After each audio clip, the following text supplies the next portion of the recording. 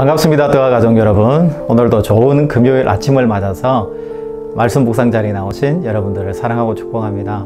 일주일이 금방이죠. 벌써 금요일이 되었습니다. 한 주를 잘 마무리하시고 또 말씀으로 또 주일을 준비하는 여러분들의 신앙 되시기를 축복합니다. 오늘 우리가 함께 나눌 말씀은 민수기 4장 2절에서 3절 말씀입니다. 레위 자손 중에서 고핫 자손을 그들의 종족과 조상의 가문에 따라 집계할지니 곧 30세 이상으로 50세까지 회막의 일을 하기 위하여 그 역사에 참가할 만한 모든 자를 계수하라. 아멘. 오늘은 레위인의 직무에 대해서 함께 말씀 묵상해 보기를 원합니다. 여러분, 레위인이 있는데요. 이 레위인은 아론과 또 모세 그리고 아론의 아들들 제사장들을 도와서 함께 회막의 일을 돕는 사람들이다, 이렇게 기록합니다.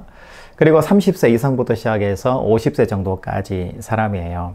그런데 보통 이제 군대에 갈 계수를 할 때, 보통 일반 백성들을 계수할 때는 20세부터 50세까지 하잖아요.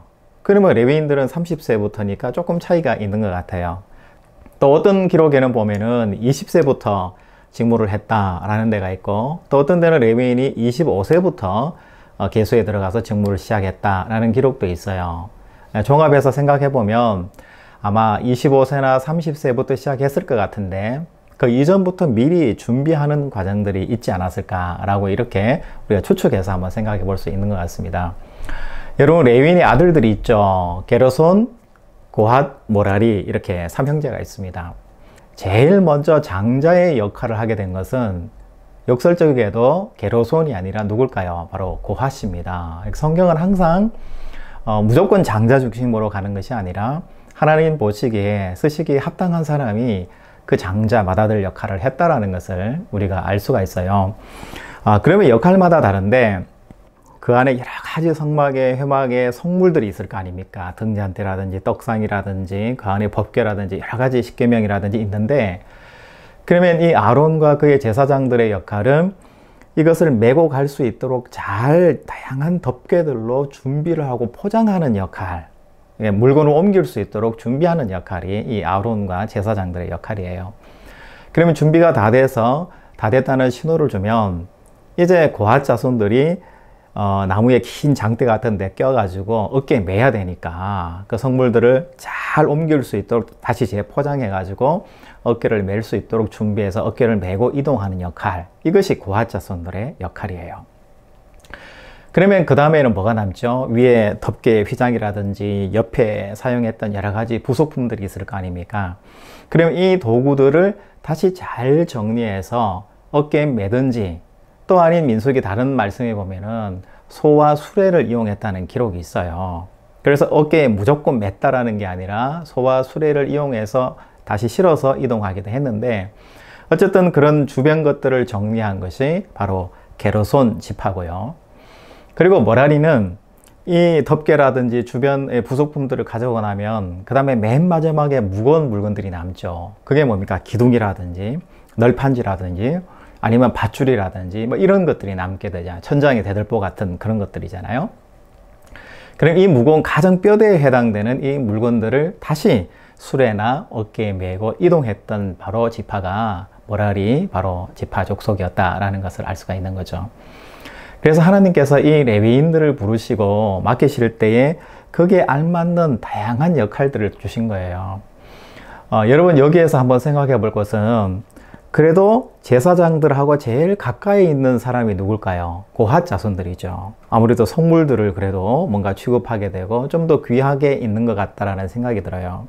또 주변에 있는 덮개라든지 천 같은 걸 역할을 맡는 게르손 자손보다 또 기둥이나 또 무거운 널빤지 같은 것들을 책임지는 모라리보다는 고핫이 조금 더 가까이 있지 않나라는 생각이 들긴 해요. 여러분, 그런데 제일 큰 문제가 뭐냐면 하나님이 맡겨주신 이 레위인의 직무들이 똑같고 하나님 보시기에는 동일한 그런 헌신과 봉사에 해당된다는 거예요. 그런데 여러분, 짐작하셨듯이 이 세 자손 중에서 어디에서 문제가 생겼을까요? 여러분, 민수기 16장 보시면 아시잖아요. 고라당 반역 사건이라는 걸 여러분 아실 거예요. 이 고라당 할 때 이 고라가 누굽니까? 고핫 자손이에요. 그러니까 이 민수기 16장을 보면은 고핫 자손과 또 지도자들, 지휘관들 몇 사람하고 또 지지하는 그 파가 함께 모세와 아론에 대해서 반대하는 그런 성명을 내고 저항하게 되죠. 그 반역했던 이유를 살펴보면은 자기들에게도 제사장의 직무를 맡겨달라라는 이야기를 하는 거고요. 우리도 똑같이 수고하는데 왜 너희만 제사장이고 우리는 왜 계속 어깨에 메고 다니냐, 이런 생각을 하게 됐던 것 같아요. 그리고 제사장인 이 아론과 이 제사장의 아들들이 여호와의 거룩한 제물을 예인 사유화, 갈취했다.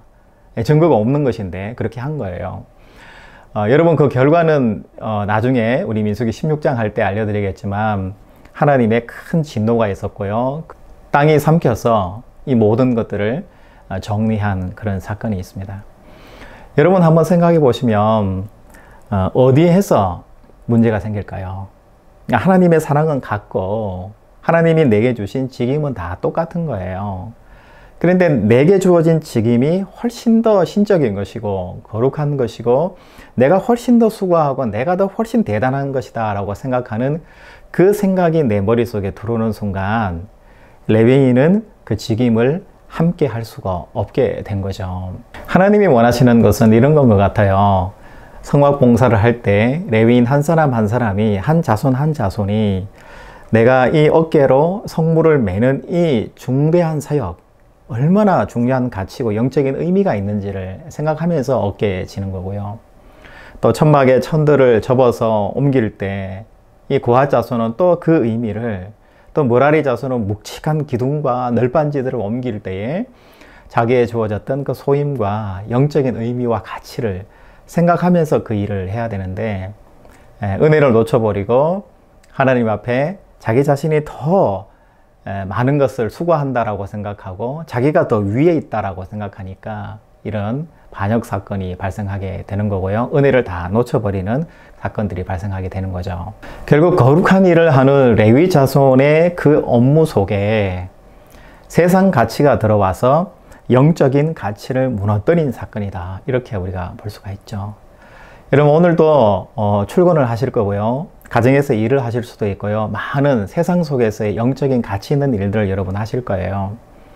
그런데 그 일들 속에서 하나님의 가치를 가지고 일을 해 나가지 않고 세상의 가치들을 가지고 그 속에 함께 섞어서 내가 일을 해 나갈 때에 우리 자신들은 무너질 수밖에 없고 큰 아픔을 겪을 수밖에 없다라는 거죠. 세상이 주는 돈의 가치, 경쟁의 가치, 그리고 효율과 유익과 또 능력의 가치들이 성령이 주시는 나눔의 가치, 사랑의 가치, 협력의 가치, 함께의 가치, 동행의 가치들을 얼마든지 무너뜨리고 우선시 될 수 있다라는 거죠.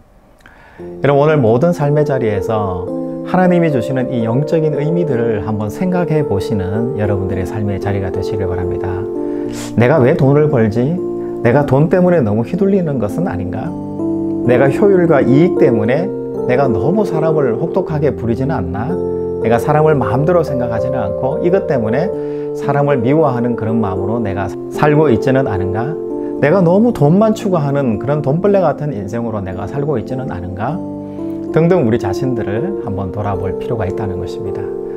그래서 레위인들이 하나님 앞에 여러 가지 다양한 업무들을 통해서 그 속에서 영적인 가치와 의미를 찾아갔던 것처럼 우리에게도 똑같은 레위인으로서의 거룩한 직분들을 우리에게 맡겨주셨는데 여러분, 삶의 자리에서 세상의 가치들이 아니라 하나님이 원하시는 성령의 가치, 아름다움의 가치, 또 함께 동행의 가치, 그리고 나눔의 가치를 여러분 삶 가운데에서 담아낼 수 있는 여러분들의 직장과 가정과 여러분들의 모든 삶이 되시기를 주님의 이름으로 축복합니다.